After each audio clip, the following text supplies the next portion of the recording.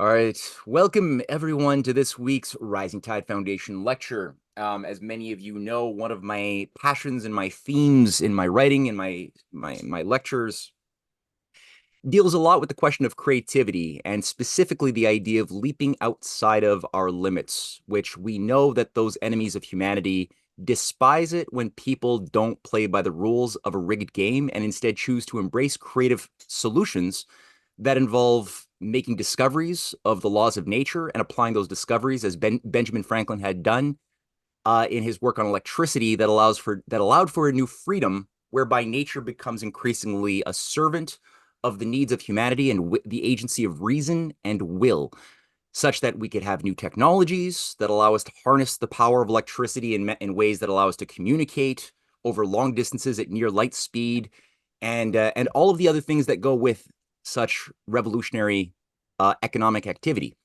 So, one of those things, one of those most important domains of limits that we have all been told generation after generation, almost as a mantra that is so thick and heavy in our cultural matrix, is that we have to learn to abide by the limits of Earth. We've destroyed Mother Nature. That's our nature, is to be a parasite of destruction, a pollution machine. And increasingly, every generation of younger and younger people have been bred to believe through their indoctrination at school that they're simply by nature pollution machines. And the best thing that we could do for nature would be to have fewer of us.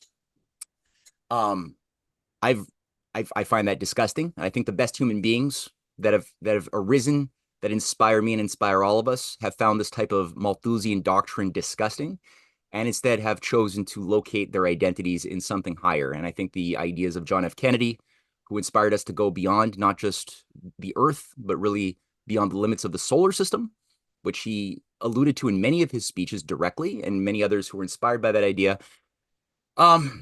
Those concepts have been lost, have been attacked, have fallen fallow. And I think right now we're seeing a revival of the idea, both through Russia and China's agreements to unify on a cooperative policy towards lunar industrialization and much more, asteroid mining, you name it. They're doing it. And it's forcing the hand of even agencies within the Western world to catch up. However, there's a lot of fallacies in how this is being expressed, whether you look at the types of Elon Musk's, the Peter Thiels, and those transhumanists who have their own particular view of why we should go to space and beyond. Which I like Rick, over the last year and a half or 2 years or so that I've known him, has been contributing very, very potent thoughts in our Telegram group chats. And I've been very impressed with his considerations on how to bridge this question of the nature of humanity, with all of our limits, all of our flaws, with the broader question of the universe as a whole that we're a part of.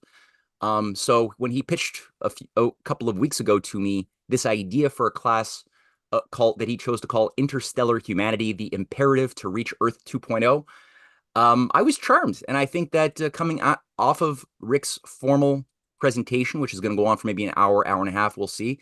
We're going to open up for dialogue, and I'm sure we're going to have a lot of great questions that are going to be posed or provoked by Rick's PowerPoint and his presentation. And I'll, like usual, call upon people as you put your name in the queue box, in the chat box, and you can pose a question to Rick. So, Rick, thank you so much for delivering this and donating your time to us. And the stage is all yours. Thank you. Let me go ahead and share it. Give me a second. Sure. I can open up my presentation here. That's a good idea. Yeah. Okay, so Interstellar Humanity, the imperative to reach Earth 2.0, why we should reach for the stars. And on the right is a painting that I did about 25 years ago, 22 years ago, showing a sort of a surrealistic, scene of a Spanish mosque with waterway flowing, opening up as a portal to the infinity of the universe. And on the right side is a large tree, and a skyscraper, and just to show the possibilities for what we could find out there. And okay, so oh, wait a minute. How do I let me move the okay. All right, so why should we reach this for the stars? Well, there is not one single inch of this planet that is unclaimed, leaving out the chance to start a new society with a new plan of human interaction. Real estate is scarce, leading to inherited property ownership as a basis for power and gatekeeping over people's destinies. And we could talk about overcoming the limits to growth as far as energy. We could tap into unlimited energy through nuclear fusion and antimatter, and maybe even zero point or Casimir effect type energy.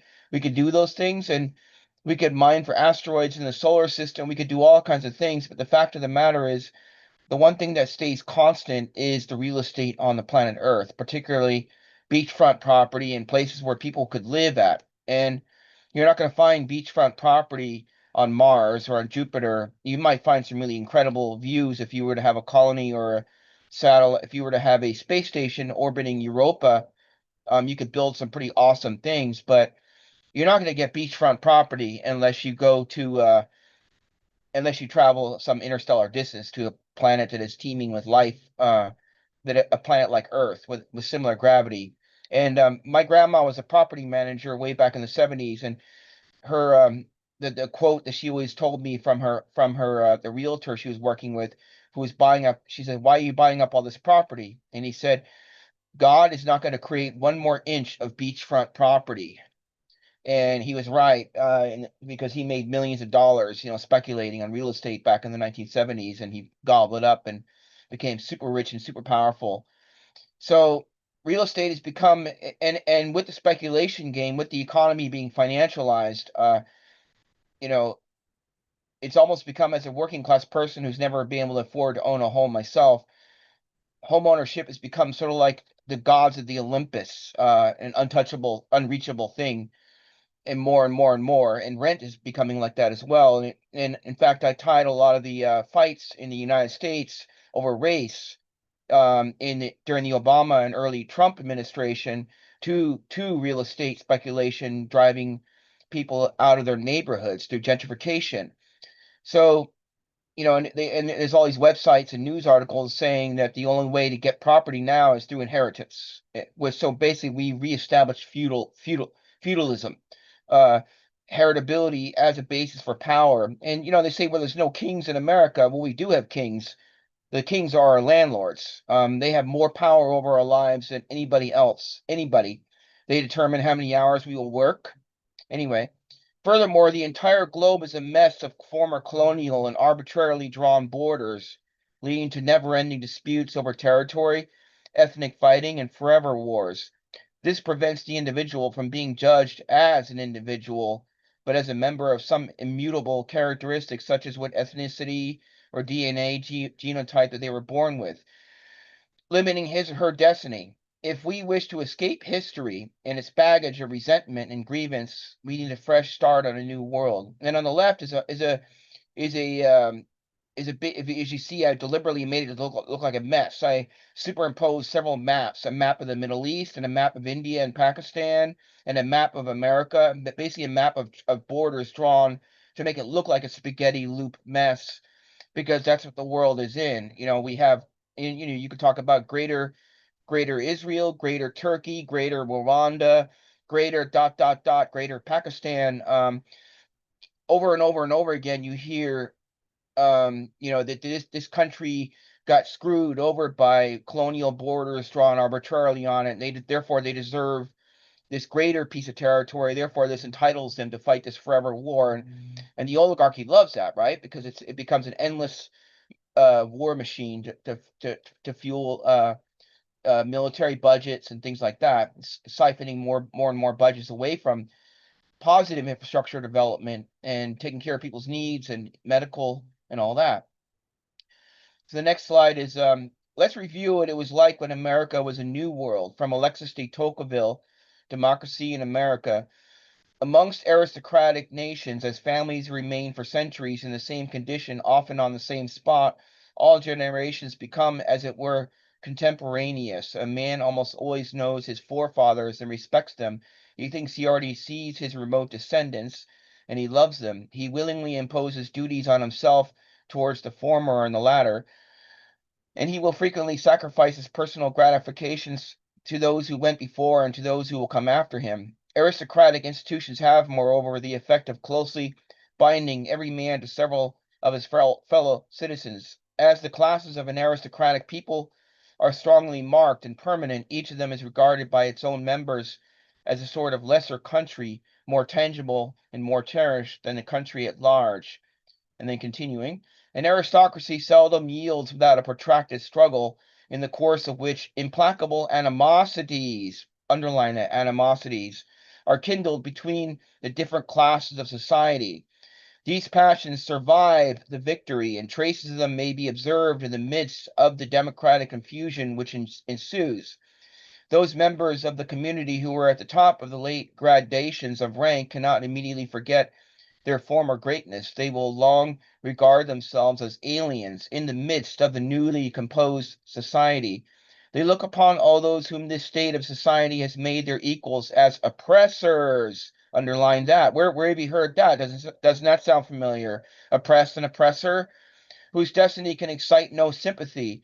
They have lost sight of their former equals and feel no longer bound by a common interest to their fate. Each of them, standing aloof, thinks that he is reduced to care for himself alone.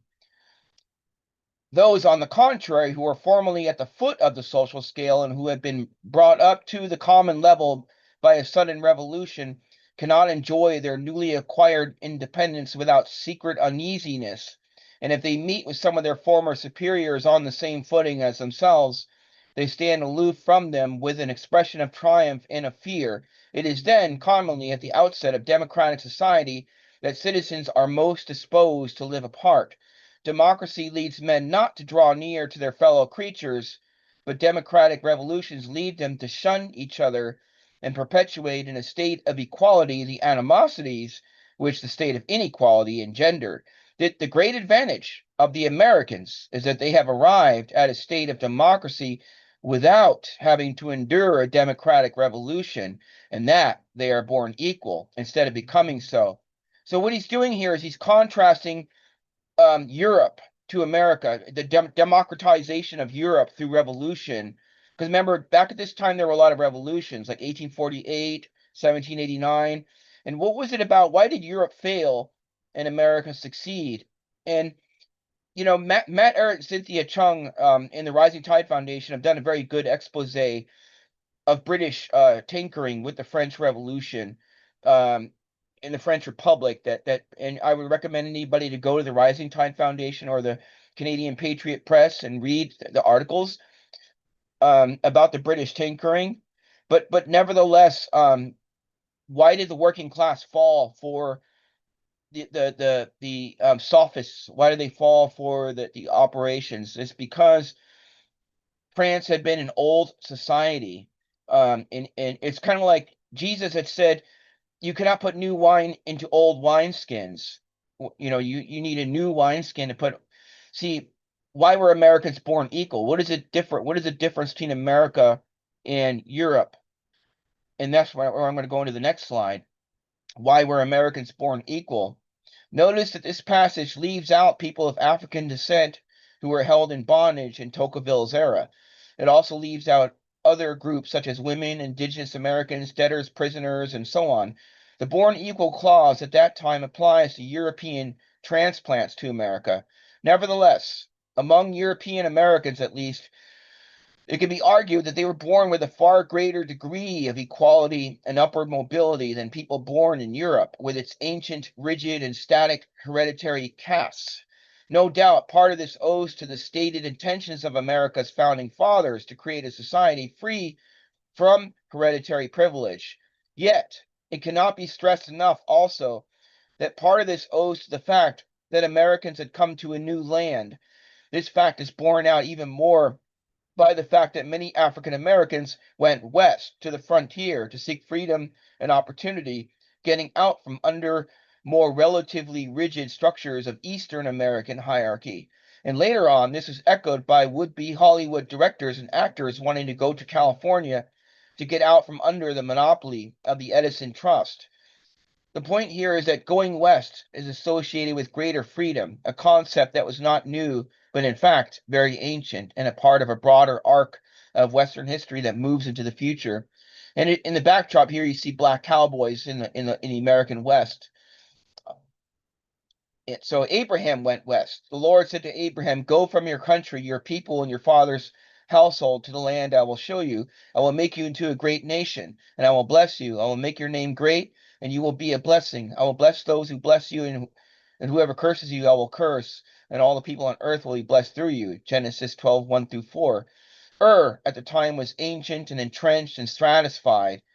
So Abraham travels west through a desert to start a new nation on a western coast. And you see the map there of Abraham, the westward trek through from the Persian Gulf to the coastline of Israel. And you could make the argument that in pantheism, where there are multiple gods, kings can also be a god as well. You can also give humans godlike properties as well, and thus idolatry is becomes associated in that mindset. Idolatry then becomes associated with position and class. Like, what makes the Queen of England so special? That why is she more special than anybody else? What has she done? It's not by what she has done; it's by her birth, right? And that you can argue that that's a form of idolatry. So inequality is a form of idolatry. And Abraham made the first attempt, the first westward migration, and thus the first iteration of an attempt to undo that by establishing one God through which there is no distinction, different weights and measures. God detests them both. It establishes a form of objectivity that everyone could appeal to, that is unchanging. And since it is unchanging, it is therefore not subject to the whim of a monarch or some hereditary ruler. Medieval Islam also went west. And on the left-hand side of the slide, we have Abu Bakari. Islam also spread westward through a desert to create new societies on a western shore, Senegal, Morocco, and Spain. Saudi Arabia was stratified and rigid. Mali and Spain offered new opportunities for society building that were lacking further eastward. So on the left hand, you have Abu Bakari, who, if you read Ivan van Sertima's "They Came Before Columbus," he talks about a possible migration to America, where a bunch of in 1311, Mansa Musa's in Mali, his cohorts got on ships and traveled westward across the Atlantic Ocean, and there was a current that you could access a current that flows easily from Africa to Cuba and places like that. And I read internet accounts of possible mosques in Cuba being discovered by Columbus. Now, of course, this is speculation, but but it's but it's possible that that Africans may have made it to America before Columbus, but they were Islamic Africans, and so there's sort of a westward trajectory here. And also on the right side, you have the polymath and musician Ziryab, who traveled west from Iran to stimulate a renaissance in Spain. And he sort of like greatly increased the amount of musical instruments and um, musical instrumentation in Europe. Before there were some advancements in music under Charlemagne in the 700s, 800s, but Ziryab comes in 900 AD and stimulates a big revolution in music in Europe. And he also introduced chess, and he introduced certain types of fabric and fashion designing, and really jump started the European Enlightenment and Renaissance. And in the 1300s, Timbuktu in Mali was a huge center of algebra and astronomy and learning. And so there was a westward movement in Islam as well. And China goes west. China's concept of a maglev space launch system by galactic energy, located in Jiuquan, western central China. Maglev offers the ability to leave the fuel on the ground, thus reducing weight, which adds inefficiency to rockets. Maglev was once embraced by NASA, but their test model never made it larger than a few meters in a laboratory. Galactic Energy promises to have a fully operational maglev launch system in place by 2027. Well, actually, I need to say 2028, but they're doing tests on it in this in Jiuquan, which is the major, kind of like our Cape Canaveral, China's Cape Canaveral, and our Houston. It's like their big space center. This will be a springboard from which to eventually mine asteroids and also mine the moon for things like helium-3. And there's some great articles by EIR about Kraft Erica, and a German rocket pioneer in the 1940s. But it goes into talking about the difficulty in getting a probe to land on the far side of the moon, because you can't see the far side of the moon. There's a line of sight blockage, so there's a whole another level of difficulty. And China was able to put a satellite far enough away from the backside of the moon such that it could still talk to Earth and then talk to the lander. Because if you're doing unmanned, you need to talk to the orbiter, and the orbiter in turn needs to talk to the lander so they can relay back and forth to do all the telemetry, decide where to land. And NASA had missions planned in the 70s to carry people to the far side of the moon and land them on the far side of the moon. However, with the coming in of the Zygmunt Brzezinski and Henry Kissinger market supremacy, where it's all about markets and short-term game and short-term profit over long-term, they canceled all those things because it's no longer about long-term vision.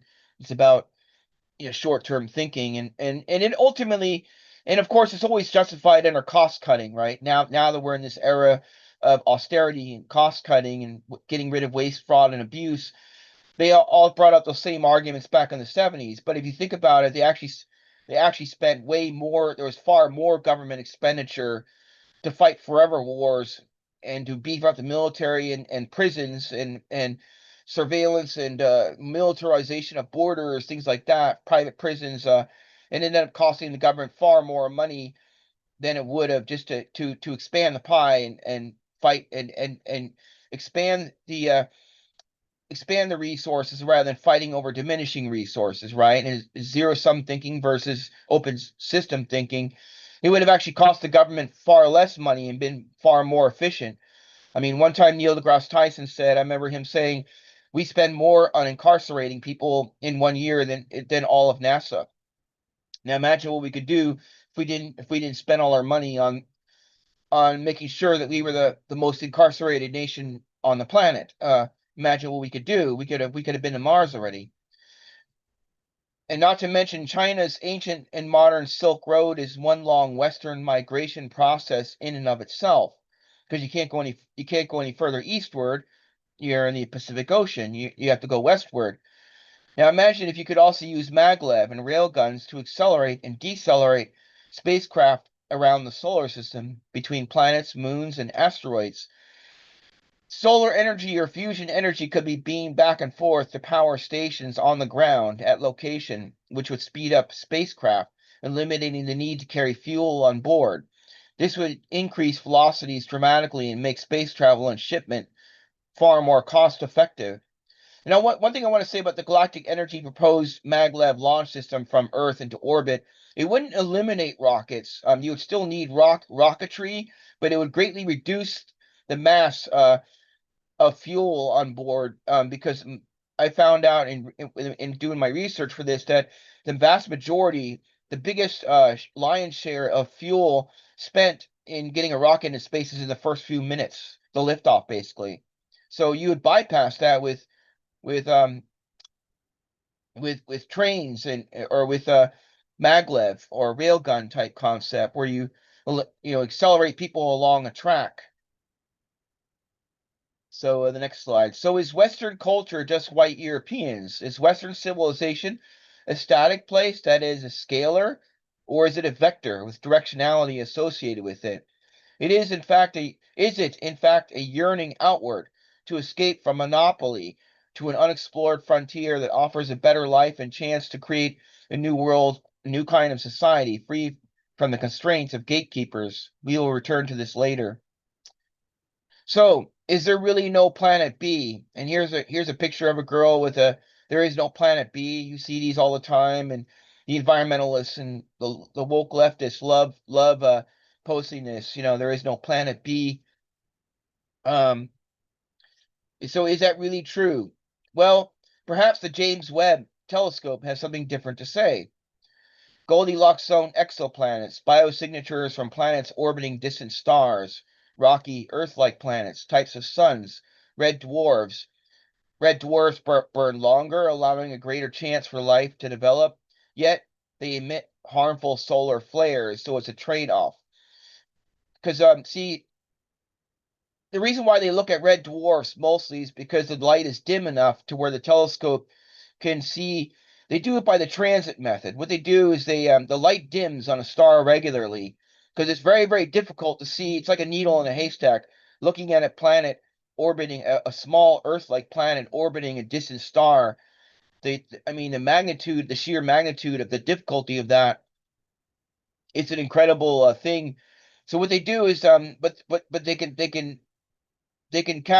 chart the dimming of the light, uh, and they can chart the periodicity. And by the periodicity of that, like how often it dims, by Kepler's laws, they can determine the distance from the planet is from the star. And not only can they do that, but they can determine the size of the planet by the amount of light that's being dimmed. But then going further and increasing resolution a little bit more, they could begin to look at the light bouncing through the atmosphere or bouncing off of that planet, and they could detect chemical signatures using radiospectroscopy, because each chemical has its own fingerprint, so to speak, unique radiospectroscopy. So radiospectrographic analysis can find signatures of chemicals, and what biosignatures are chemicals that only life would give off. Like there was a big hoopla recently about phosgene and Venus, and there was a lot of excitement about the upper clouds of Venus possibly containing microbes. But then they found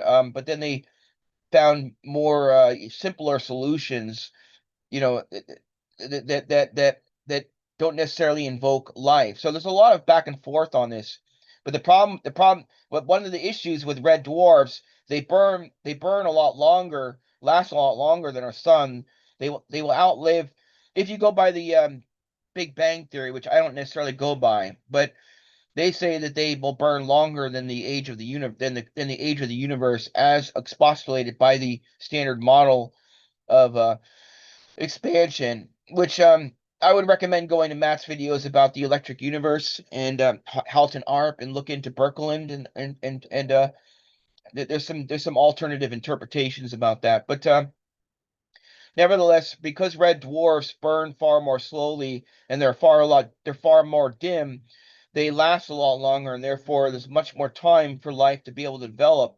However, the bad side of it is that in order to be close enough to a red dwarf, in order to have liquid water on the surface, you would need to be far closer to the sun. So you would have your year would only be like 2.4 days, for example, instead of 365 days. You'd have to be like as close to your sun as Mercury is to our sun in order to have liquid water. So what you get is you get tidal locking, where one side is always facing the sun. So you have a side that is in constant day and a side that is in constant night. And so the place where life would be most likely to develop, or where it might be most livable, would be on what is called the terminator, where the day meets night, the dusk, basically. We think of dusk and dawn because the planet's constantly moving and rotating, so that it's 24 hours a day, but on their planet it's a perpetual day and a perpetual dusk and a perpetual night. So if you were to think about living on a red dwarf, you would say, I'm going to go to 5 p.m., or I'm going to go to 7 p.m., or I'm going to fly a plane to 11 o'clock at night. Your time is also your location because it's static, it's fixed. So because of this closest to its star and because of its tidal locking, you're in danger of solar flares, because red dwarfs sometimes have very bad solar flares, which can strip away radiation and strip away, if you don't have a strong magnetosphere, um, the radiation could disassociate water and oxygen, or water into oxygen and hydrogen, and the hydrogen would flow it off into space. So you'd have a decrease in water over time where the planet would become dry as a bone, and life would not develop. So there's a lot of trade-offs, and we really don't know. We really need to increase our ability. So I already covered that. Radioscopic chemical signatures, albedos. You can look at an albedo. That is how shiny or how dim, how rough the planet is. Technosignatures, light being emitted by electricity from civilizations on other worlds. And then in the future, for the future, gravitational lensing from the sun being used to zoom in on distant planets. A natural telescope already waiting to be accessed. So the way this would work is you would send a probe in our solar system far enough out from the sun such that you could use the sun itself as a magnifying lens. Because light, Einstein, and Riemannian physics says that light bends around a star because gravity mass tends to bend light. Because gravitation is really a warpage of space time through mass energy, and that gets into the relativity equation. So in the next slide here is a funny little picture of Elon Musk as a swastika contorted into the image of a swastika. Mars is boring. It's just a bunch of rocks and sand, folks. Its soil is toxic. It has no deflecting magnetic field, able to hold on to oxygen and water for very long. At least Europa and Enceladus and Titan are more interesting. Well, they have liquids on their surface. Titan has methane and ammonia on its surface, has oceans of hydrocarbons, and Enceladus has brine and water and possibly ammonia under its icy mantle, and it has geysers, and you can examine what's coming out of the geysers. But I want to go to Alpha Centauri. We could do better, folks. And besides, chemical and even fusion rockets are not going to get us very far. Fusion will be a lot better than chemical, but it's good for getting around the solar system. But going interstellar, it would still take many generations to reach even Alpha Centauri because it's orders of magnitude greater of a distance.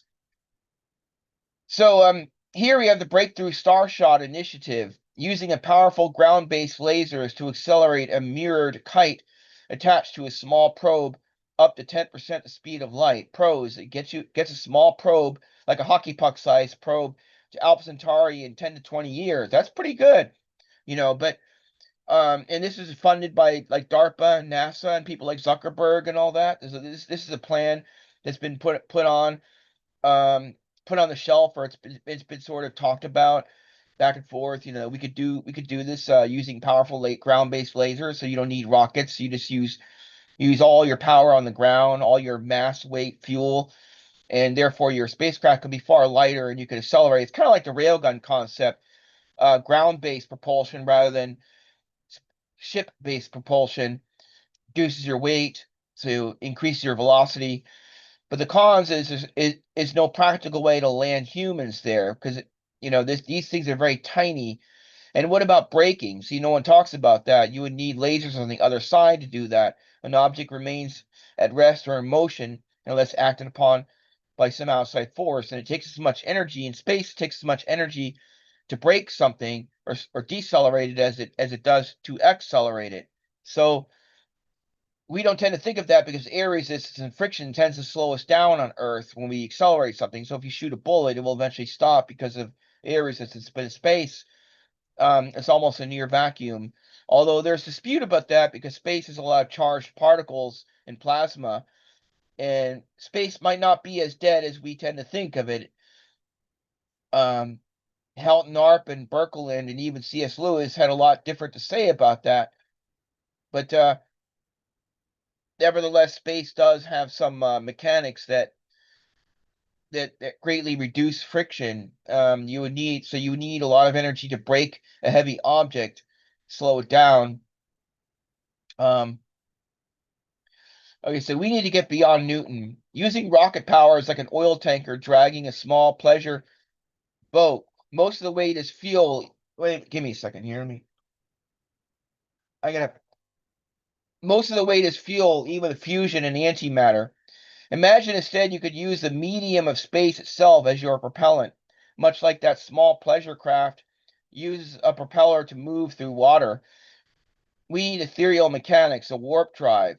So I showed a picture here of a giant oil tanker dragging a little tiny boat, and that boat is basically your payload, your passengers, and the giant oil tanker is the amount of fuel that you would need on the rocket to accelerate something So what can we do to get beyond that? Well, imagine using the medium itself of space-time, the ether. In 1994, Miguel Alcubierre introduced the warp drive, which is a solution to Einstein's equations. And what he found out was that if you keep the space-time around your spaceship to be flat or Euclidean or it and you there are no limitations on the warpage of space itself. There are only limitations on moving matter through space. But if you so what you do is you create a bubble of relatively flat space-time with expanded space behind the spacecraft and compressed space in front of the spacecraft. You can literally create like a wave, like you would be surfing on a wave, so you wouldn't be breaking relativity, yet you could be able to travel faster than the speed of light. So he created the Alcubierre metric with ds squared equals negative dt squared plus dx minus v times f of r dt squared plus dy. So the f of r, vs of f of r, that's the apparent speed. And then there's a shaping function here, shell size, perimeter.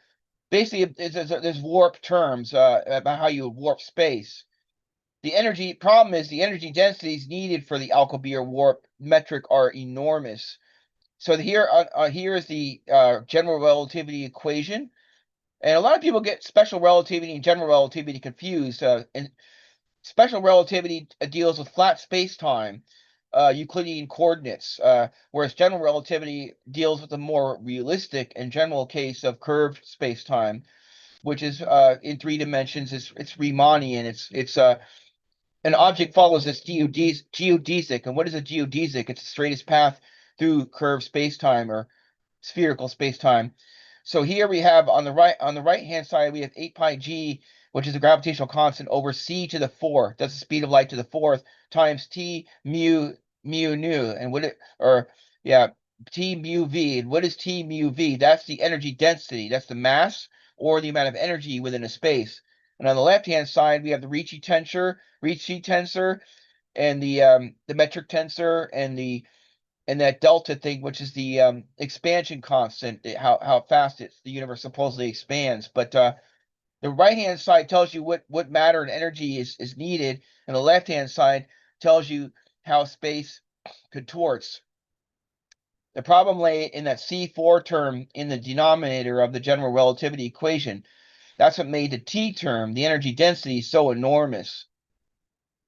In Alcubierre, energy densities were enormous, but Sonny White, NASA, Jet Propulsion Laboratory, DARPA, was able to work out solutions for warp drive that reduced energy densities by orders of magnitude, even down to the mass energy equivalent of the Eagle that landed on the moon. So formerly in Alcubierre, it was like the mass energy needed was greater than Jupiter-sized mass of negative energy and positive energy. That's just like so almost impractical.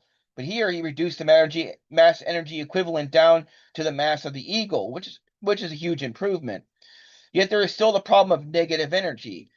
Negative energy is what's used to create negative curvature. That is, curvature that repels rather than attracts, hence the anti-gravity, which is needed for the back end of a warp drive spacecraft. It turns out that the shape of the warp bubble holds the key to reducing energy densities. The upshot: progress and improvements are always being made, and that's hope. Now, FTL warp drive is based on Einstein, not Tesla, and a lot of people get confused. I would recommend going to Matt Ehret's essay, The Occult Tesla, and Tesla's love of flat space-time and Newton over Einstein, and his occult connections to Nazis like V. Reich and eugenicists. Warpage, FTL warp drive is based upon Riemann. So on the left-hand side here, I have positive curvature, which is spherical, pro-gravity, Riemann, positive matter, positive energy. Left, and then in the middle we have negative curvature, which is saddle-shaped, anti-gravity, Riemann, negative matter. It's based upon Riemannian geometry, negative matter, and negative energy. And then on the far right here we have flat curvature, Euclidean geometry, no gravity, Newton. It's based upon Newton and Tesla. So Tesla is over here on the right, and warp drive is over here on the left, and all space time pretty much. even in the far distant reaches of space, far away from any gravitational object, it's still never 100% flat. It becomes relatively more flatter or has a little bit less curvature in deep intergalactic space, but pretty much all space, because every body is gravitational, and therefore every bit of space is shaped already. You are living in warp space time on Earth. The fact that you're feeling attraction to the Earth, that when you jump you land, that's due to curvature. That's due to space time being warped by the sheer weight of the Earth that you're standing on. All the mass inside the Earth is causing space to bend, according to Einstein. So, but the question is how to do it without mass, how to do it artificially using technology, right? So Jack Sarfati offered a potential solution, and he's a physicist working out of Stanford and San Francisco. It deals with general relativity in a material. If the speed of light in a material can be reduced down to zero or almost zero, then the energy requirements for warp drive reduce dramatically. A spaceship creates its own geodesic and falls naturally in the direction it wants to go. So it basically uses field propulsion rather than rocket propulsion. It manipulates the ether or the field or the space-time metric using some type of you know some type of, not trickery, but art. It uses artifice. It uses human ingenuity to be able to do that. His possible solution: he introduces cosignage into his physics, allowing for energy to go negative. Metamaterials, or smartly layered materials at the nanoscale, might be able to do this and change the speed of light within them too. The warp engine, so to speak, would not be some reactor in the ship. It would not be dilithium crystals or something like that, but the ship's hull itself, what materials it is made of. The reactor would only be used to pump the metamaterials with energy to activate them and get them to generate the pro and anti-gravity fields. So here we have Einstein's general relativity equation again, but then we have some terms in simple materials. We have this S term. I'm not sure what the B pi G, I'm not sure what the B is, but S is a scalar quantity that corrects for index of refraction. So we also have an index of refraction in the vacuum as well, because when light is traveling through a warped material, its its frequency and wavelength is going to change when it's traveling through space time. That's why it tends to bend around the sun and so on, because it's due to refraction. So, but in materials, the speed of light changes as well. So the cosine from complex analysis of metamaterials necessary for dissipative effects. Think E equals RE, the real part of E naught to the E I psi, and E0 cosine psi is used in electrical engineering. So he's bringing in electrical engineering terms. So if you have cosine, you could go positive and you can go negative. And so you could generate negative energy without having to create negative mass. The reactor would only be used, and so you'd have a reactor, but it would only be to generate the energy, the electricity. The hull itself would be the warp engine, so to speak, what materials the hull is made of. So when you see Star Trek and Star Wars, you see rockets coming out the back. You wouldn't see that in a real life warp drive scenario. Now there's also possible problems with Sarfati and his association with the Stanford guys, Hal Puthoff, the SRI and the Esalen crowd, and CIA. His occult associations and connections. He very often sprinkles his talks with mysticism, time travel, consciousness, and AI and ufology. And I hear him talking and I just shake my head. Yet if his physics, which is based on relativity, has some merit, it could still work. I mean, I really like his physics, but I don't like his other occult ideas. The question is what's true and what's false. Discernment and nuance is needed here. And he claims Russia has invited him to work with them, and he's turned them down. So there are pros and cons, but it's interesting that Russia isn't interested in these things. And I've seen China pick up some concepts that have been sort of thrown to the wayside in the West. There was another claim in England by Roger Scheuer of being able to use microwaves in a cavity to move something called the EM drive. And and mainstream physicists claim this violated Newton. It violated conservation of momentum, but nevertheless, it's based upon the group velocity of microwave, not the velocity of the microwaves, but group velocity, which is the velocity of a group of waves. And Roger Scheuer in the UK developed this, and no one picked it up because it would basically reduce inertia, possibly. China picked up on this and did studies on this and claimed to have gotten some thrust, as well as NASA. Now, here's some other researchers that I want to point people to. Alien scientist, quote unquote, Jeremy Riss. He's on YouTube. He exposes frauds in ufology, such as Stephen Greer, Bob Lazar, etc. And he also investigates novel approaches to propulsion physics. He looks at declassified documents and how to reduce weight in an object using microwaves and Alciphon experiment.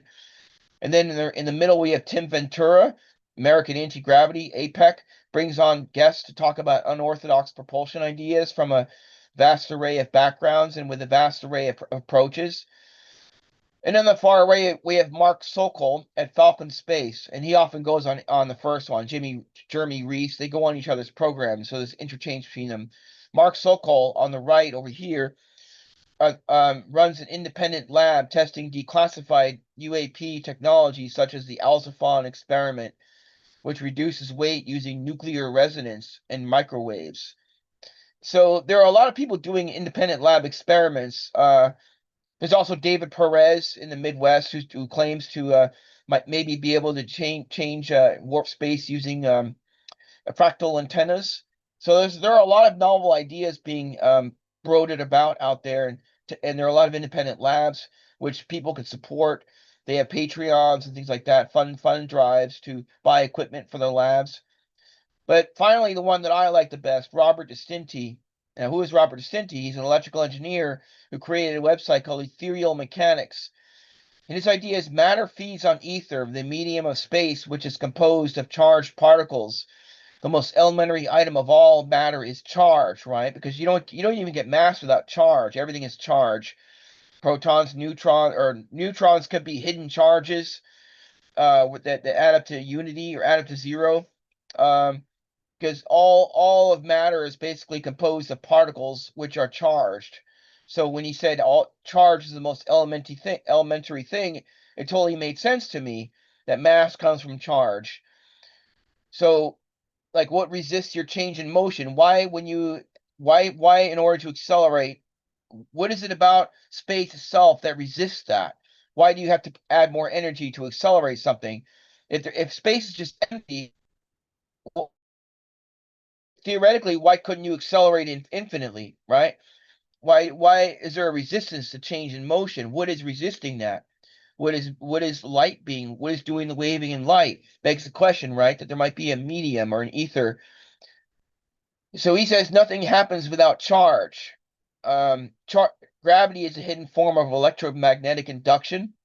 And then he says that Einstein's speed limit and the Michelson-Morley null result are illusions caused by the medium of space itself. Now, a lot of people think that Einstein did away with the ether, but he only did away with it by convention in 1905 when he introduced special relativity. But general relativity, he kind of reinstated the ether, and there are even quotations from Einstein about that the ether does exist, or that it's just that it would be a dynamic ether, not a static ether. It wasn't what we thought.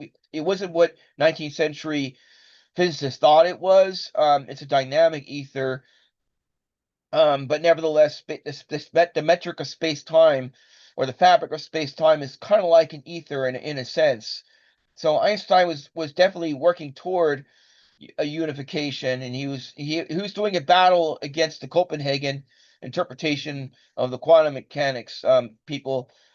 But Destinti claims that time dilation and time dilation and length contraction are they are real, but they are illusions caused by the ether, the medium of space itself. So, and he also calls action at a distance voodoo physics. Now, why is it voodoo? Well, why would you stick a pin in a doll? Why would a person far away be hurt by you sticking a pin in a doll? Like, what is it between you and this object that is that is exerting gravitation on you. What is it? What is it about space that's causing it, right? There is no action at a distance. It needs a medium to convey information. And you use the example often of a boat making a wake on water. So it takes a while for the wake to travel from the boat to the receiver at the dock. And what is it about that that space in between? If ether can be manipulated and understood and dragged along with the spacecraft, then the light barrier can be broken. The time dilation is really process dilation, because all time is a measure of processes. So you can see, I'm going to go back to the slide here. See, Jack Sarfati believes that time travel to the past is possible because he believes that time is real.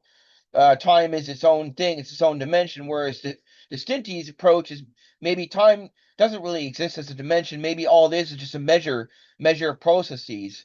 So an electron is, in his view, an electron is composed of two half charged particles called pretons, two negative pretons of one half charge each, or one half the charge of the electron, which add up to a -1. So -1/2 plus -1/2, and these two ethons are spinning around each other in a dance, and these two pretons are spinning around each other, and they make up the electron. And so the radius of the electron depends upon how far or how close they spin to each other.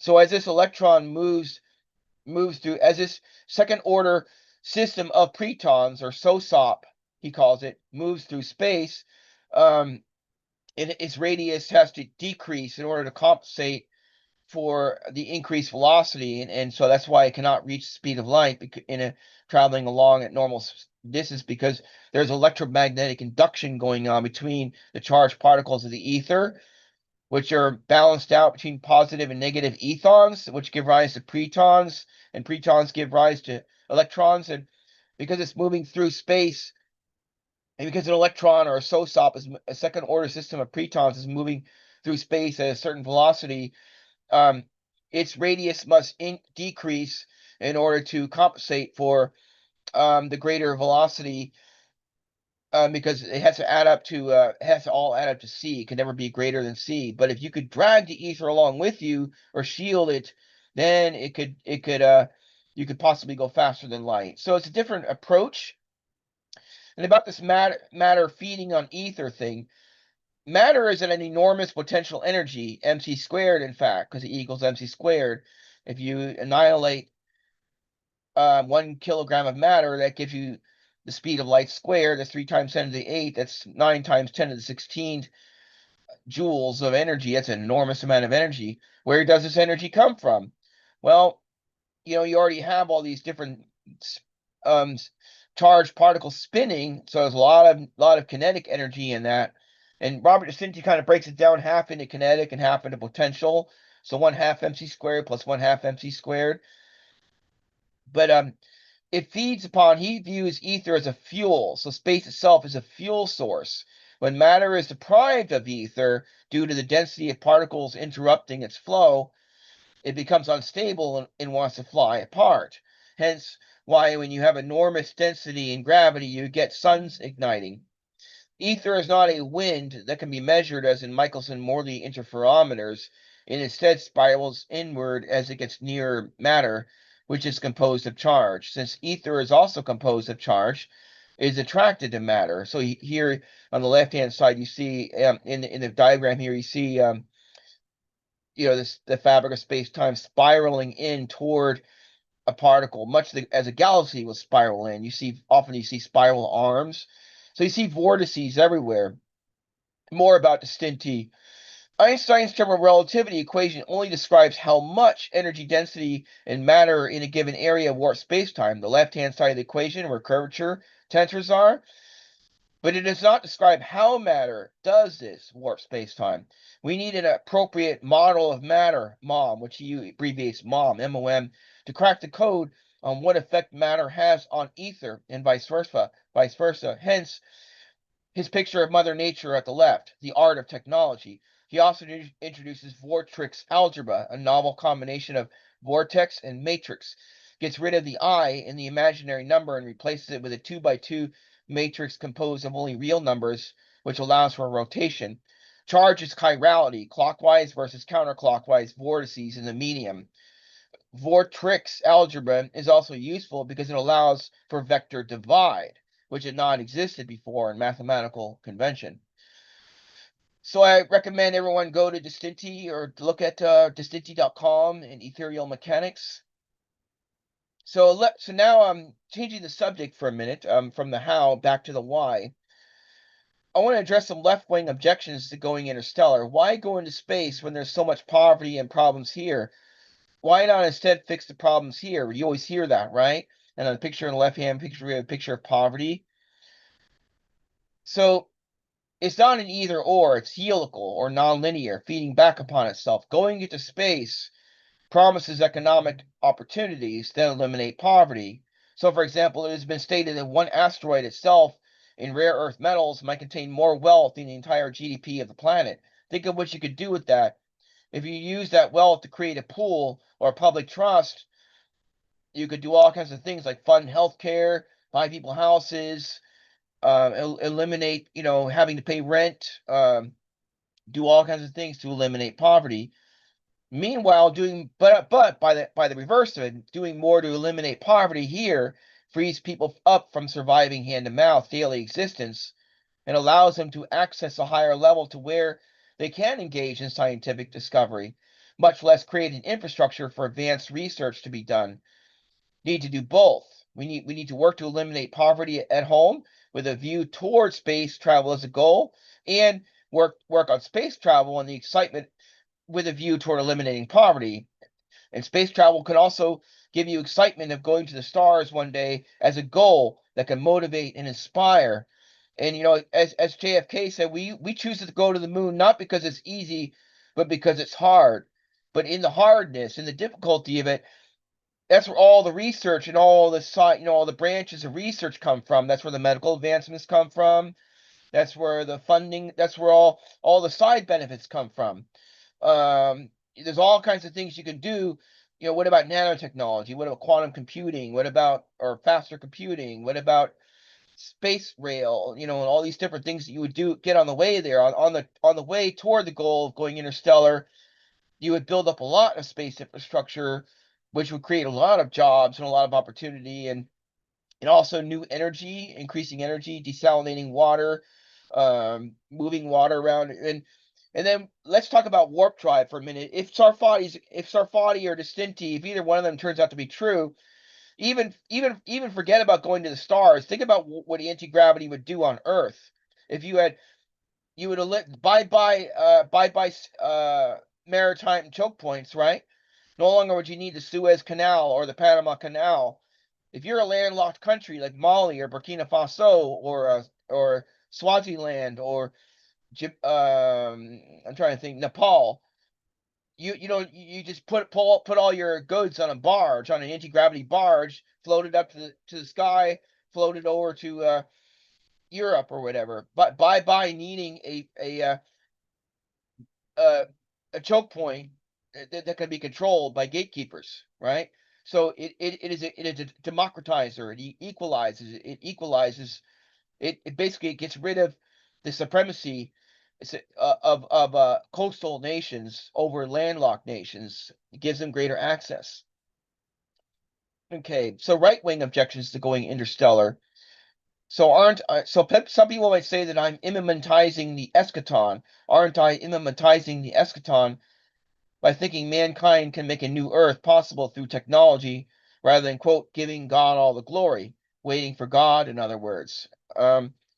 So a lot of people think that time is limited, and there's a pretty good chunk of broadcasters, YouTubers out there. There's a movement that thinks that Donald Trump is the Antichrist, and if you think that, well, considering his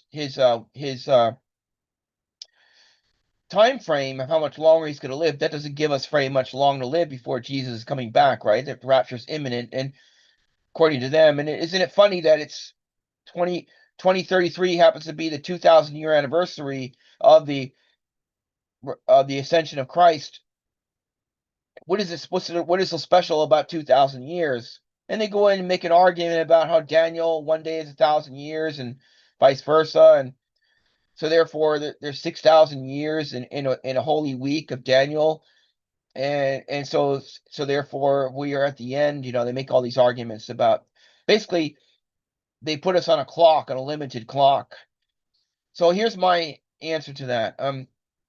Jesus commands us to love thy neighbor and have faith, to multiply abundance, food, which is energy, so as to improve the standard of life for our neighbor. Technological discovery multiplies abundance. And in the natural attempt to love thy neighbor, mankind will tend towards making it to the stars anyway. It is a byproduct of obedience to God. That is why only the righteous can enter New Jerusalem, because a society that increases its abundance out of love naturally results in scientific discovery, whereas a society that holds people back through forever wars and maintenance of scarcity and poverty retards scientific progress. And that's what we've seen over the last 50 years.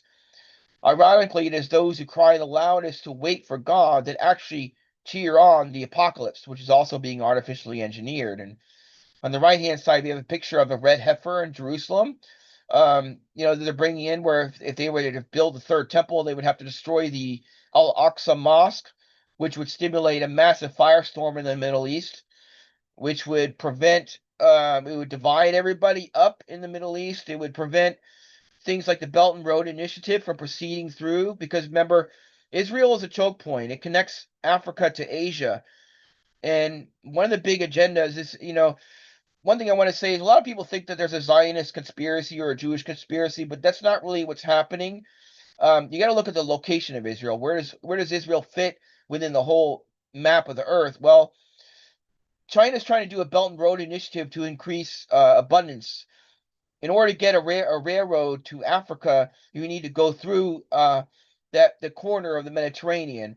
So Israel has always been an important location for empires from time immemorial. The Romans, if you needed to get from Egypt to Greece in ancient times through a chariot, you would need to go through Palestine, Israel, Lebanon. You would need to go through that strip of land in order to go from Nubia or Sudan to Iran, ancient Persia. You would need to go through Israel in order to get from the east coast of the United States, where the Britain used cheap slave-made cotton to destroy India's textile industry. Fastest way to go through there is through the Mediterranean, through Israel. Hence, the Palestinian Exploration Fund by the British government, British pagan Gentile government of Salisbury in the mid 1800s. So it is a maritime choke point. It is the most important piece of real estate on Earth because of where it is located. So choices are already being made for you. The question is, which side are you on? So the eschaton is already being immanentized, and it's being immanentized through the engineering of forever wars and the manipulation of religions and the attempt to get Judaism, Islam, and Christianity to get the three branches of the Abrahamic family fighting each other, so that a pagan occult hand can destroy the revolution or that Judaism brought of monotheistic, God, and restore the ancient pagan days of worshiping god kings and idolatry over other people and so on. So it's already being it's already being engineered. So then the question is, what about ET? And I just have to bring this up because if there is much position in the discussion of ET due to the dark occult influence behind the creation of ufology and the ancient aliens movement. And I highly recommend the hidden hand behind UFOs, which the Rising Tide Foundation and Matt Ayers and Cynthia Chung are doing a great video series about the manipulation of the talk of ET. However, about its occult influence behind it, going back to Tesla and earlier, H.G. Wells. However, if we do prove able to venture forth beyond our solar system, we will have to address the question: what if we find intelligent life where we are going? especially if it is at a lower technology of level than we are, lest we repeat the past colonial and imperial mistakes of colonialism. So America has a lot of baggage in the past. A lot of accusations. Oh, well, this wasn't really a free land because we stole from the Indians. What right have we to live on stolen land? There's a big movement to sort of you know discount any good that had to do with America. But there's truth in it, and truth in that this was not a unoccupied land. This was an occupied territory. This land had nations and cultures on it. It's just that there were two different versions of Manifest Destiny. There was a positive one of win-win cooperation and a negative one of imperialism. Unfortunately, the negative one very often won out because of Andrew Jackson and Aaron Burr and British meddling and our British imperial meddling from the City of London and Wall Street into our system, and therefore this is sort of weakened America's moral position, weakened America's moral defense, and that's what we're trying to escape from, right? Because if we were to suppose that we are able to find a world teeming with plants and trees and oceans, and we can live on, but no intelligent life. So therefore, moving in and settling it would be a victimless enterprise. We should be damn sure. We should do an assay of its surface to be damn sure that we're not going to be intruding upon someone else, another intelligent being. And I introduce the term Hanau, which is from C.S. Lewis. Hanau, or intelligent aliens, is from C.S. Lewis's space trilogy, Out of the Silent Planet, Paralandra, and That Hideous Strength. Hanau must be treated with respect and given the same rights as us, being that they are also created in the image of the loving creator. I highly recommend C.S. Lewis's space trilogy. So on the left, on the picture here, you see a drawing of a Fiffle Triggy, one of the three Hanau, intelligent Hanau on Malacandra or Mars, because C.S. Lewis is writing in the 1940s when we had not sent probes to Mars yet, and he paints a very fantastical and whimsical portrait of a beautiful, delicate, low gravity planet with like wispy trees. And I remember when I was very young, being inspired to do artwork of alien life based upon my reading of Out of the Silent Planet, and that was one of the first science fiction books that I read, and I just loved his description of alien trees and plants. And so, and I was very dismayed when I went to the library as a youth and found out that Mars is really just a bunch. What found out the image from the Viking lander, that it was just a bunch of sand and rocks. It was a huge letdown. That the contrast between C.S. Lewis's 1940s picture of Mars as this delicate, whimsical, um, you know, planet of plants and trees that are pink plants, pink grass, and purple trees, versus with the picture that I saw in real life, and that got me interested in, well, we need to go further. If we need to experience the wonder of what an alternate biosphere would look like. Now, playing God with technology. Remember what I said before. Here's where you are immanentizing the eschaton. Here's where you are playing God with technology. Beware the dark side. Using technology to alter humans, to control them. Developing new weapons. And using it to take life. See, when technology is developed to prolong life, it's in obedience to God. It's in obedience to natural law, or whatever you believe in. When it's used to take life and limit people's aspirations, take away people's rights, surveillance. And now I have a picture of Krennic in Rogue One with the Death Star, because I had just got finished watching Andor.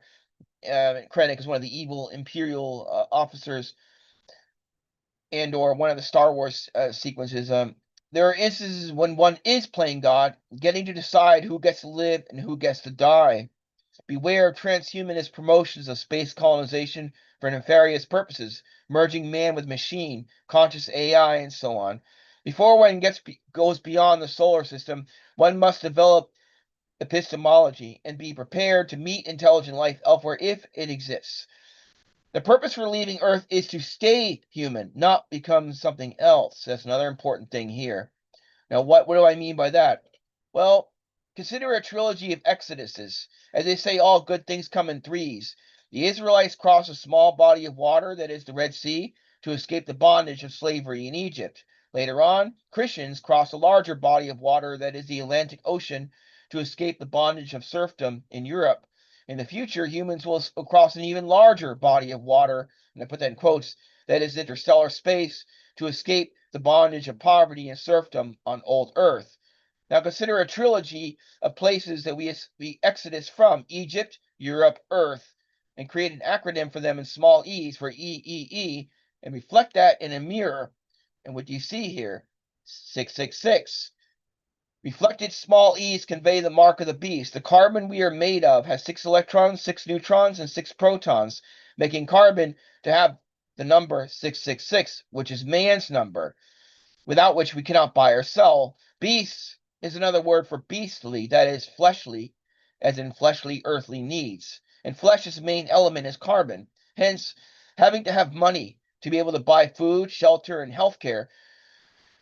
But digital money in a transhumanist panopticon control grid, which the beast system relies upon, requires being at a close enough distance for EM waves, that is 4G, 5G, 6G, cell phone, radio, etc., to communicate with devices.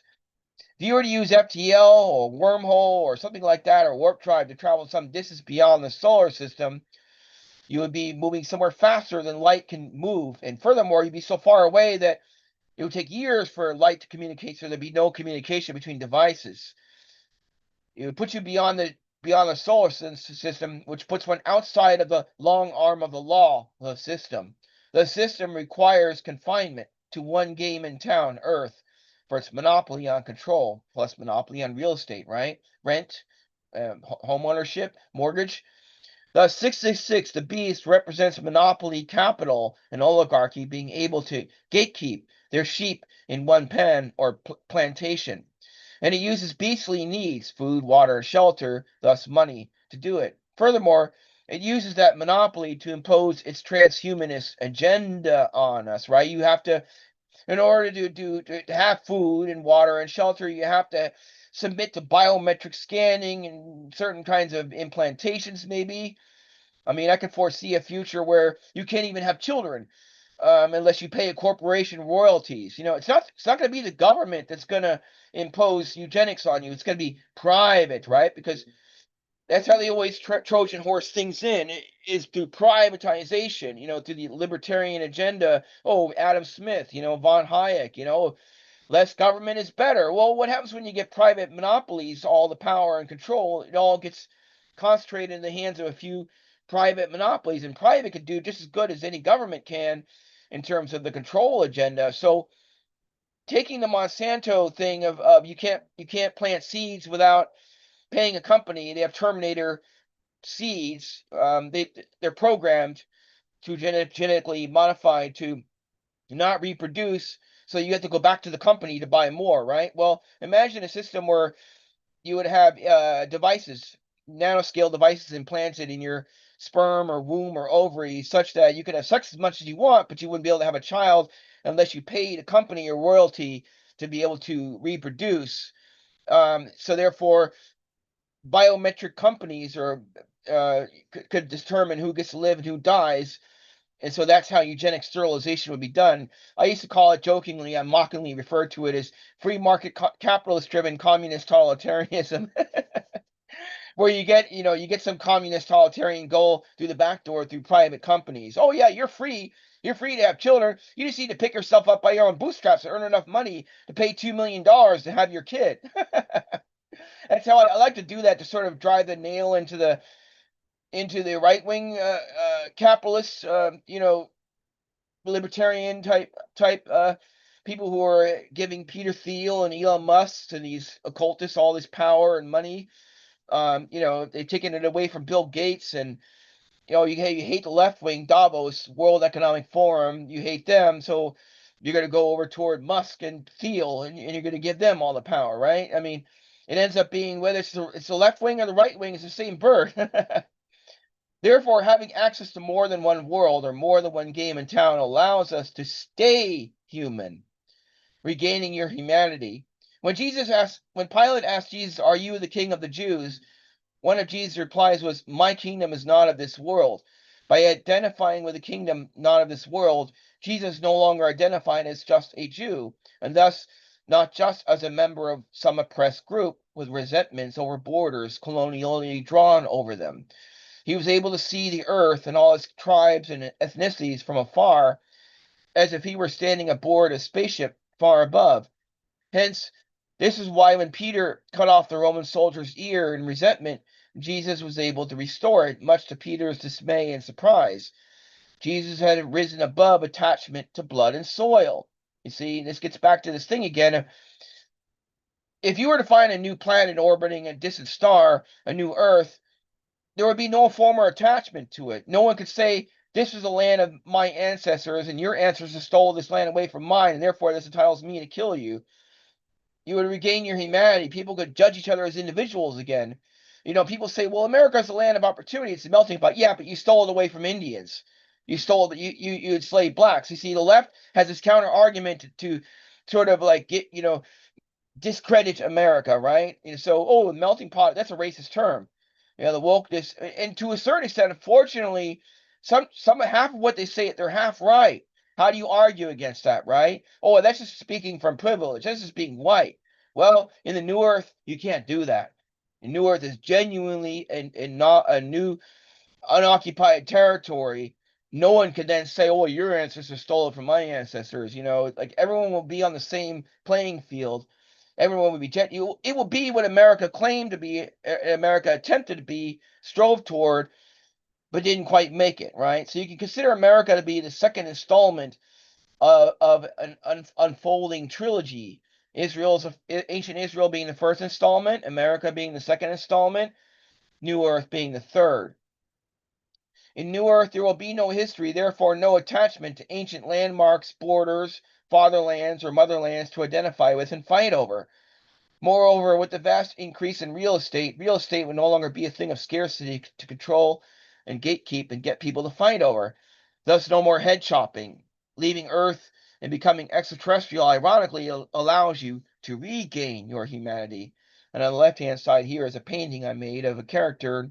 One of my novel. Just in closing, my novel is about the idea of a new Earth, a new Jerusalem, where things go horribly wrong, where we become imperialist and start genociding aliens, or native extraterrestrials who are at a.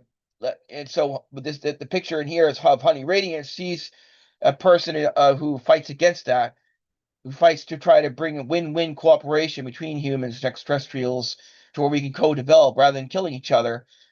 So I also write cautionary novels. I haven't published them yet, but I have 6 novels that I've written about, what happens when the New Jerusalem or New Earth goes horribly wrong, and what would be the bad side of that. And so, versus a positive, more positive view of win-win cooperation. So my character of Honey Radiance sort of becomes like a new messiah in my novels, sort of like what Paul Atreides is a Dune or what Luke Skywalker is a Star Wars. It's my main character in the saga. She's so yeah. I'm gonna end here and open it up for a question and answer. Yeah, you touched all the bases, Rick. That was great. I really appreciated that. Thank Yeah, you. fantastic presentation, man. Um, all right, so the as you can imagine, people's thoughts have been streaming into the chat space, and the first person that I saw get in there was Pete. Pete M. It's all yours. Hi. Hey, Rick. Yeah. Hi. Hey, really enjoyed the presentation, and yeah, really enjoyed the creativity, and got my brain percolating with some sci-fi thoughts, and also a question.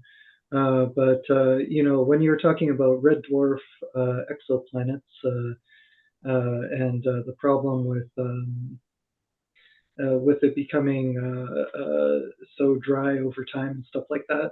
It made me think, do red dwarfs give off any gases that might be capturable on the planet's surface? Like maybe a human colony there could be capturing gases and producing new water and that sort of thing. Anyway, it just kind of like got my brain thinking about sci-fi stuff. Well, water could be obtained from nearby planets further out that are frozen. So if you should look at the TRAPPIST-1 system, which is being studied by NASA right now, um, or Earth-based observers using, James Webb and Hubble Space Telescope. It's a red dwarf system about 40 light years. I think it's 40 light years away, with a bunch of planets in it. Some of them in the Goldilocks zone where the liquid water can exist, and some of them outside of that. And so think of it like, imagine if Jupiter was a solar system with Jupiter's moons. That's kind of what TRAPPIST is, except a little bit bigger than Jupiter. The red dwarf is bigger than any of our gas giants, but smaller, way smaller than our sun. And so therefore the planets, they're that close that you could literally, it's a hop, skip, and a jump away. Going from a TRAPPIST 1A to 1E, or 1E to 1F is a lot faster than going from Earth to Mars or Earth to Venus. It's just like going from Ganymede to Io or Europa to Ganymede. It's very, very, very small system. So, if it works out, if it turns out to be habitable, it can be really exciting. Imagine that, seeing 5 different planets in your night sky being big enough to be able to see their surface, like the moon, like we see the moon. Mm-hmm. Yeah, and all habitated, eh? That'd be cool. Yeah. So I had a question also. When you're talking about warp drive and stuff like that, I was wondering. So pretons, are those like theoretical particles, or have they been demonstrated, or like is it a mathematical thing, or? It's something that Robert DeCinti came up with. As science, mainstream science says that protons, neutrons, and electrons are made up of quarks. Yeah. But Robert DeCinti calls them pretons, and there's usually 3 quarks per part. But electrons don't have any quarks. I think only protons and neutrons do. But in DeCinti's view, all 3 of them are made up of pretons, and they're made up of different combinations. And so, in his view, neutrons are made up of more. They're not just made up of 2. They're made up of, I forgot what the exact configuration is, but they're a bunch of pretons, but they all add up to 0. The charge adds up. They balance each other, a positive and negative, so that you get the illusion of neutrality. But in fact, the charges of all these things resist the charged particles or inducts against them in the medium, and that's where your inertia comes from. So gravity and inertia, which are equivalent in Einstein equivalence principle, in DeCinti's view, they are a hidden form of electromagnetic induction. So he's a truly electric universe in that sense. That's exciting. I really appreciate you having introduced these new minds, and I never heard of DeCinti in my life. But yeah, you're selling him well. So I'm definitely going to be doing a deep dive, and I especially appreciate the emphasis upon the Riemannian foundations as well, which a lot of people tend to overlook, and they become a little bit too fetishistic about like some popular version of what Einstein was doing without appreciating the Riemannian foundations, which I think are really where the heart and soul are. So yeah, really, really great leads that you're opening up here. I really appreciate that. And by the way, before we go to the next question, how can people get is your book available? Your last sci-fi book, or? No, it's not. I haven't Okay, published it yet. you got to Still working on it. you got to self-publish that thing soon. It's Yep. very easy to do. I'll let you know about that. Okay, Yeah, so the next I'm going to call him Marty. Marty's been very active in the chats, and I know he's definitely passionate about this entire subject matter. So I'd be curious to see, Marty, what'd you think about today's presentation? Oh, you're on mute. Hang on a moment. Okay, you can hear you and Rick and everyone can hear me now. Can hear me now, Matt? Okay, yeah. fine. Yes. Fine. Wonderful presentation. Don't agree with all of it, but why should I? But Rick, thank you. It was masterful. It was generous. It was visionary. And of course, it was like your novels, which I would love to access, a cautionary tale. two suggestions. One of which you may well, since you're so much more into the subject than I am, may probably know backwards already. But again, it's of an older generation, which is mine. I recommend to everyone here the science fiction novels of Jerry Purnell, some of which he wrote with co-authors. He died a few years ago. He was well into his 80s. And Purnell had a very interesting background. He was into military technology. He had a military background. And he also had a political background in Washington, D.C., working there for many years. And he saw the way corruption works, and he saw the way even well-meaning democratic politics works and succeeds and fails. And this is in his novels. And he has a series of novels about the human colonization of space, which was writing in the 1970s and 80s, he foresees a very interesting world. He foresees a world where global peace is maintained by the equilibrium of the United States and Russia. But the United States and Russia are both declining into the same generalized bureaucratic corruption, exactly as you described, Rick. The worst of communism, the worst of capitalism, the worst of bureaucracy, all messed up together. And to get away from this, all the dissident groups on Earth are go into space, and the bureaucratic Bureaulock, I think it's called. We can look up the exact terms in the books themselves. But part of the huge bureaucracy, there's a Bureau of Reallocation to settle all the worlds that have been discovered in faster than space drive. So you have a Mormon, and it's the dissidents and the troublemakers who are encouraged to leave. So you have an Israeli world, you have different Arab Muslim worlds, you have an Irish and Scots-Irish world in the same solar system that therefore fight each other through eternity because they bring their tribal conflicts with them. And you have Russian-American codominium.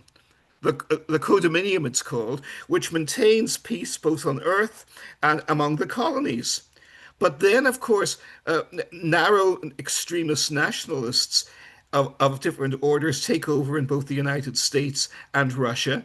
The codominium breaks down, and Earth is virtually destroyed in a nuclear war, which means all the colonies have to sink or swim by themselves.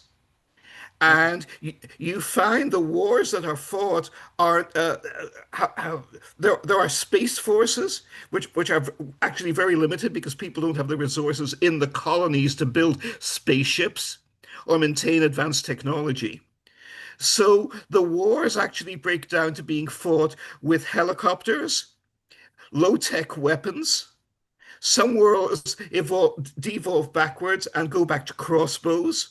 And even those that don't, you have 20th century guerrilla wars fought in 23rd century worlds where there's only a population of 2 or 3 million people.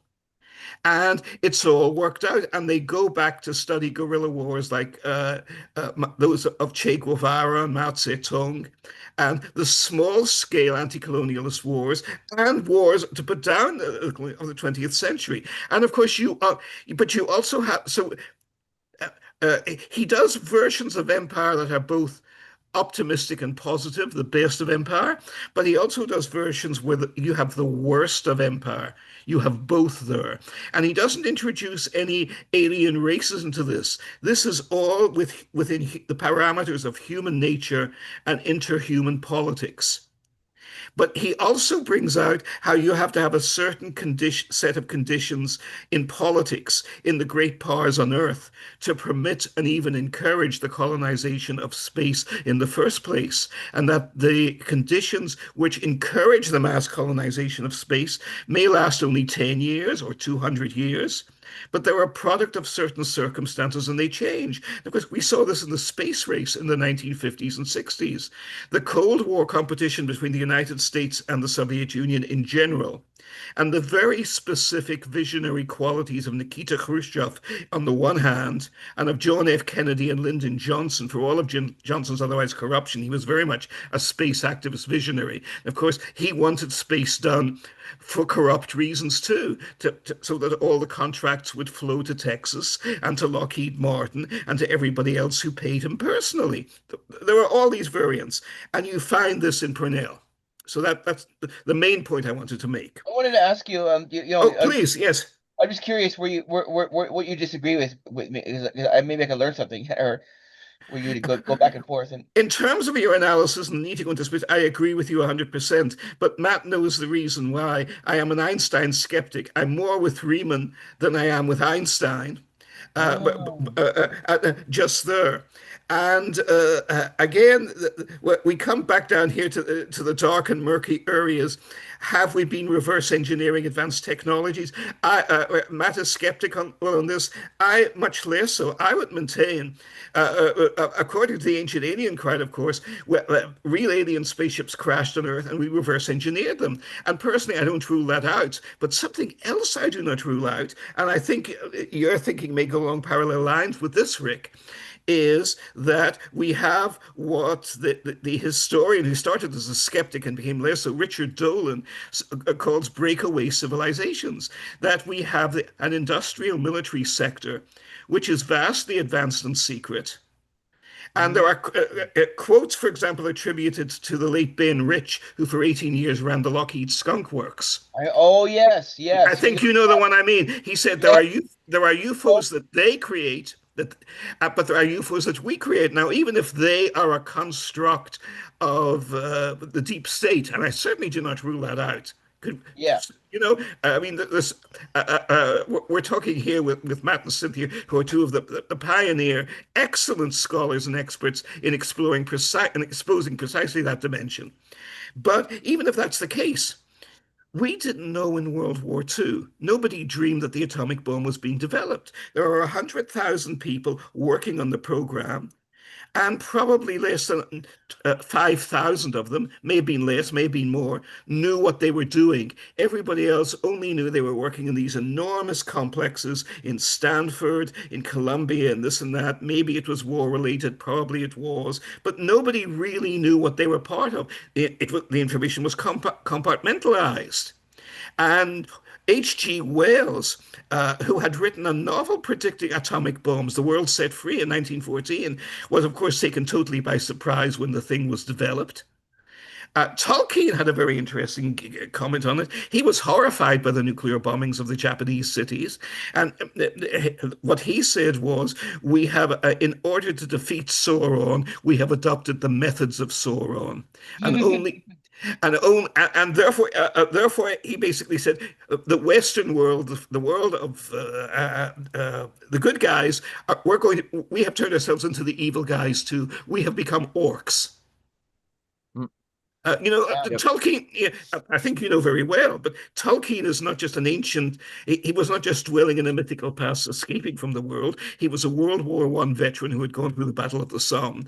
And he wrote the Lord of the Rings trilogy precisely because he felt that there were huge evils in the world. And he recognized both the Soviet Union and of course, C.S. Lewis and he were spiritual as well as personal close friends. I'm sorry, I'm going on here. I'll stop now. But one last point, and that is we've been talking about, and all the discussion is on this, is on life on top of planets. But we should also look at what we have already seen in the solar system. We have measured. Oh, Marty, your computer went on mute. Sorry. Your AI is there we are. sabotaging you. Yeah. Doesn't it always for all of us? Exactly.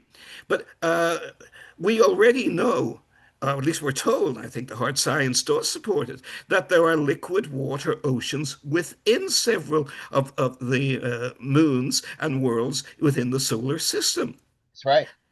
Exactly. Yep. Therefore, we should look not just at colonizing the surfaces of worlds in the Goldilocks zone, but inside worlds as well, where we can find lakes.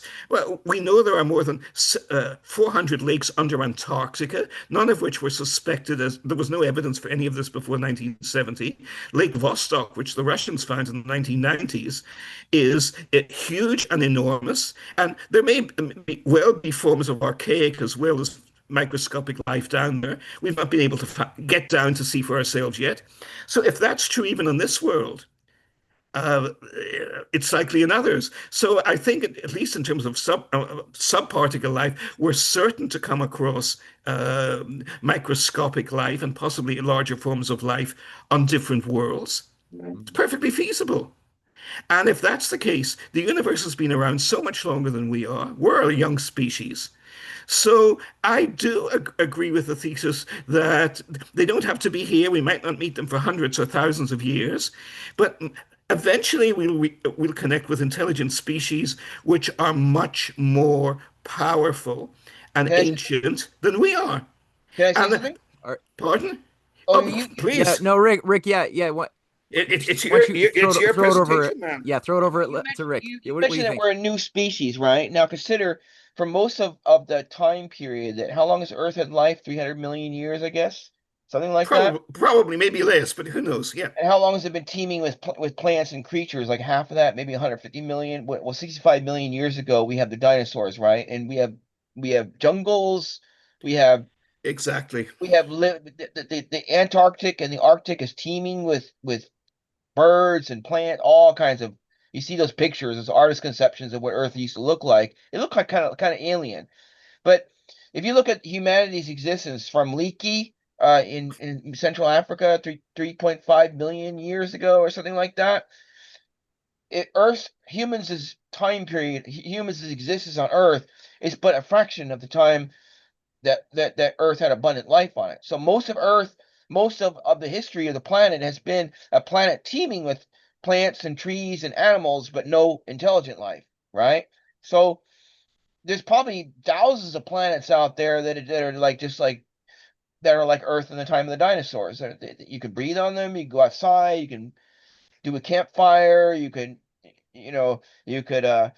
have children without patenting, without licenses. You could have a campfire without having to worry about smoke regulations and a government agent looking over your some injunction. You could live life the old-fashioned way on another planet, and you wouldn't be traipsing, you wouldn't be taking away the rights of some intelligent being. But you'd have life, you'd have alien life, but it would not be intelligent life, right? So hence staying human. Yeah. But what you On say about Jerry Pournelle, it's an interesting objection. Won't we bring all of our tribal fighting? And that's a very often raised objection. Is we'll have East space and West space. We'll have conflicts, and that's true. That is true. But once we have once the infrastructure for being able to go from star system to star system is up, can people hear me? Because I can't hear Robert C. yes, Anyway, yes. once we have the infrastructure up, it'll be that much easier for people with the right idea to go and found a society that's not going to have that. So, for example, the United States of America is not the first country in the Americas, right? We had reproductions of feudal in Spain. We had Hispaniola. We had the Spanish colonies. We had Mexico, or New Spain, Nueva España, which is kind of more of a carbon copy of old Europe. It wasn't until the British, till the Eastern Seaboard, which is about 100 years after Columbus, 1609, right? 1619, 1620. It isn't until about 150 years after the infrastructure for New America, for the Americas, European colonization of the Americas had already been up and running, that the United States of America, that the ideas for it were born in John Winthrop and Cotton Mather and so on. So it won't be Earth 2.0, it'll actually be Earth 3.0, because the first colonies are probably going to be carbon copies of Earth feudalism. But people will very quickly learn, well, it doesn't take much Yes. more. It doesn't take much more just to get on a starship and go to yet a third Earth and establish a civilization that really is going to be land of opportunity and a melting pot, and and freedom. Thank you, Rick. On that note, there's a question from Brett Walters that sort of piggybacks on some of the elements of what was brought up just in the previous breath. So, Brett, are you there? Uh, Yes, I'm here. there you are. Thanks for the presentation. So I just want to touch on something here. So whenever we think about our survival here on Earth, we are always thinking about food, water, and air. But there is evidence that DNA, it thrives at a certain sort of radio frequency. I don't remember which frequency it is, but I think it's the same frequency generated by lightning strikes which take place many times per second here on Earth. So if we go to, say, a different celestial body and we don't have that frequency, will we maybe find out that our bodies are we need more than just food, water, and air to survive? Interesting. Now, you said it's from lightning, right? Affirmative. And lightning is caused by charged particles, by cloud formation, and charged particles, it's caused by water, which is made of charge because it's polarized. And so, if you were to go to a planet that's like Earth, you would have lightning there. You'd have storm cycles. You would have what do you call it? Rain. I forgot what they call them. Hydrological cycles, and you'd have similar. They wouldn't be exactly the same, but you probably have very similar types of things, right? Uh, I guess so, but maybe the lightning is on different planets generated by a different processing, and it creates a different type of frequency. Hmm. Yeah, that's the question. Is there a uniqueness to lightning on Earth, to the frequencies given off by lightning on Earth versus the lightning given off on Venus or on Jupiter? Is it by gases, by what gases are causing the lightning, or is it by what gravitation, or you could look at the electrical phenomenon as well. Yeah, that's a good question. There needs to be research done on this, I think, within our solar system. And what is the difference between lightning caused by clouds on Jupiter? You can start with that, and Venus, upper atmosphere, versus lightning on Earth. What you could look at the frequencies, I mean. Yeah, that is interesting question that I have not considered. The other part of my question is a lot of people mention different sci-fi stories. Are you familiar with Firefly? Was that? Are you familiar with Firefly, the No, TV series? no. No. So it was a Fox TV series, only ran for one season. It's basically a Western frontier space story.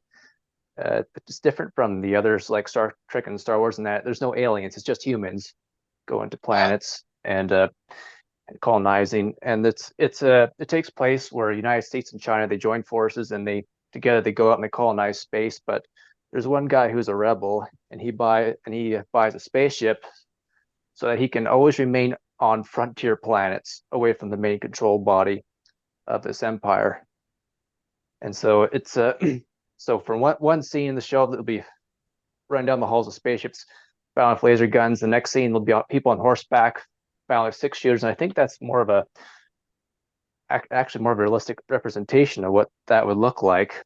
Because what example do we have on Earth of a frontier society? And to me, I think that is northern Canada, Alaska, or Siberia, Russia, where you think, okay, you're living in a harsh climate.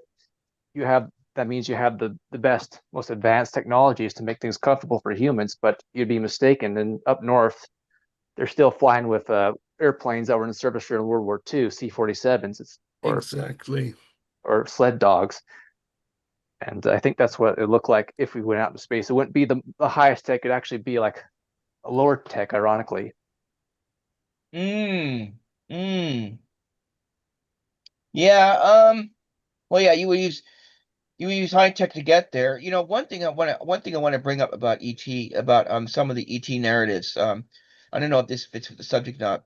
Um, but I remember watching a TV show where these South African children were visited by a supposed ET, and the ET came down and said, you're cutting down all your trees and all this technology is destroying your planet.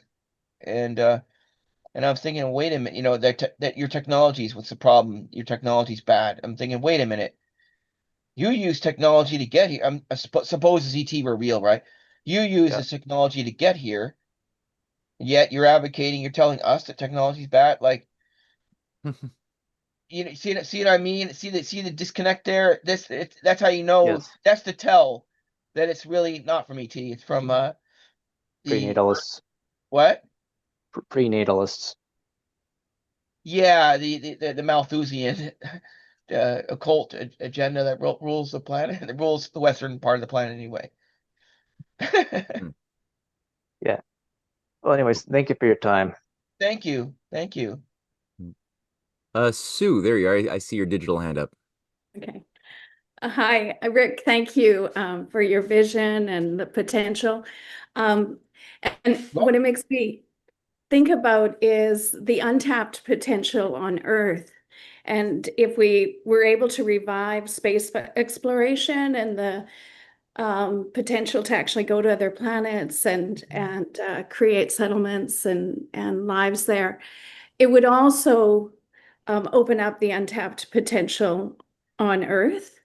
And when I think about, the real estate, how it's being created in scarcity, being from Canada, we still have vast amounts of land that's completely open, and yet it's being closed in on, through 2030 by 30, and then 2050 by 50 through the Gaia cult mentality. And, in the Arctic, when Diefenbaker was talking about the Frobisher Bay city and having that kind of potential and creativity and scientific development, just opening up all of the vast frontiers. Through space exploration, it would unshackle our minds that have been, so enclosed that I think that we would also have so much potential on Earth as well, open up. And I think you spoke to that, but I just wanted to. Well, yeah, if I can respond to that, there's been precedent for that actually. Going back to America and Europe, the Marshall Plan. Europe had been fighting tribal wars forever. The Protestants versus Catholics, 30 Years' War, World War One, World War Two, and but in World War, at the end of World War Two, the existence of the United States as a melting pot and as a haven for immigrants to come to, and as an industrial giant, was able through its largesse to fund the Marshall Plan to rebuild Europe, and it allowed peace for 50 years in Western Europe. So you could argue that the same would be true in the future, that some future civilization, some future country off world that's the daughter of America, would rebuild Earth after its tribal wars and so on. Right. So And yeah. you go ahead. And so much of the wars and the divisions on Earth seem to be socially engineered through the fabricated scarcity and blocking of the land development and the land resources and water through Nawapa. All of this could build in so much abundance, and when people and creative explosion and exploration, that people don't want to fight each other under those conditions. It all has to be socially engineered. Scarcity is engineered. Yes. Yeah. Yeah. So thank you so much for this. It's just an explosion. Yeah. Yeah, really beautiful philosophy. And Kelly just wrote in the comment section saying, I love your optimism for interstellar space travel. Perhaps it is fitting to bring up an Archimedes quote, give me a lever long enough and a fulcrum on which to place it, and I shall move the world. And I think that it's it's a fun concept in that even though we're little individuals, physically speaking, as far as the space and time we occupy, the quality of change that an individual who's thinking on that higher level can introduce into the continuum is incredible. And that new discoveries allow us to really like bend physical space time as we apply those new discoveries in the form of new inventions that allows for distances that would once have taken months to travel from, Asia to America, all of a sudden can take hours or even feasibly minutes. And same thing for seemingly far distances like other planets or other solar systems. Um, it's a fun notion that Archimedes was expressing. But Well, yeah. Oh, okay. no, I was gonna. That's the end of my thought. If you want to throw a closing remark in before we round it out, I was Yeah, the Archimedes quote, that really brings up something. You often hear I'm going to paraphrase the oft-repeated quote, America's greatness was founded upon slavery. America's America, as if we could not have been great without slavery, right? Well, let's think about this. Let's break this open for a minute. A man with a winch could, consider 100 slaves lifting bales of wheat onto a ship, onto a barge, 100 slaves pulling a rope, a lever, right? One man with a winch could do what 100 slaves could do, just with some ingenuity, with a screw or a lever, could do what 10 men could do. And in fact, what's his name? Frederick Douglass exposed this fact a long time ago. What if we had abolished slavery in 1776 at the very outset? Yes, yes. We would have been forced. We could have developed the internal combustion engine 50 years earlier. No, America would be even greater without slavery than it was. It stunted our growth. Absolutely. Yep.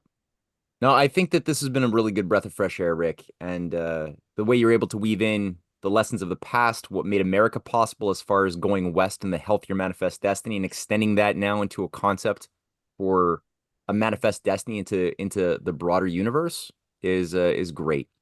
So we're hitting the top of the 4 o'clock p.m. mark. So unfortunately, we're gonna have to wrap it up for today. But I want to thank everybody for taking the time to expand the horizons of their minds this afternoon, and thank you, Rick, for guiding us on this journey. A lot of fun, and many associated links are going to be in the description box for those watching this on YouTube or on Rumble. Go to the description box and find links to a variety of things that Rick had paid reference to. So, take care, everybody. Take care.